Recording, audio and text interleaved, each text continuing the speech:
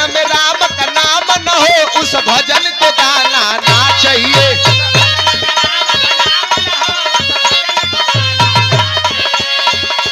अरे बेटा कितना भी लायक हो उसे सर पे चढ़ाना ना चाहिए।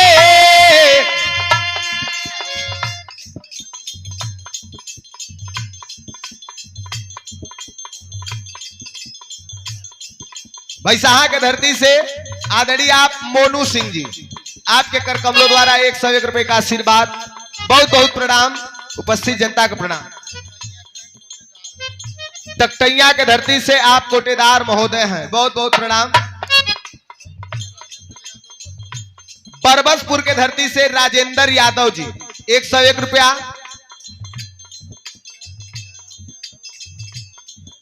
मंदिर के पुजारी आदरणीय आप जयराम यादव सेठ, आपके कर कमलों द्वारा 101 रुपया ये पुनः आशीर्वाद।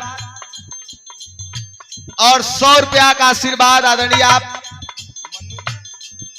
मुन्नू चमार, आप हमारे बाबूजी और आप शानदार प्रधान भी रहल हुए, जनता प्रतिनिधि हैं आप, आपके बहुत बहुत पलकी है। उपस्थित जनता का प्रणाम बा।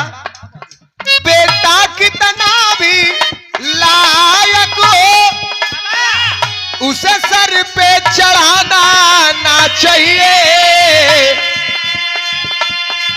बेटी कितना भी सुंदर हो उसे घर घर घुमाना ना चाहिए। एक लाइन और।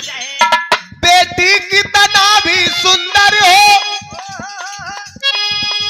उसे घर घर घुमाना ना चाहिए। पत्नी कितना भी प्यारी हो, हम तो बताइबा के लिए हमार जादूगर है। पत्नी कितना भी प्यारी हो उसे भेद बताना ना चाहिए। पत्नी कितना भी प्यारी हो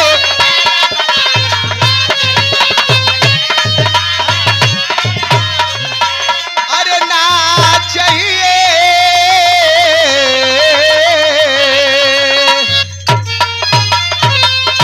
बहुत बहुत धन्यवाद। जो त्रुटियां हुई हो उन त्रुटियों को आप लोग नजरअंदाज करिएगा, आशीर्वाद देने का काम करिएगा।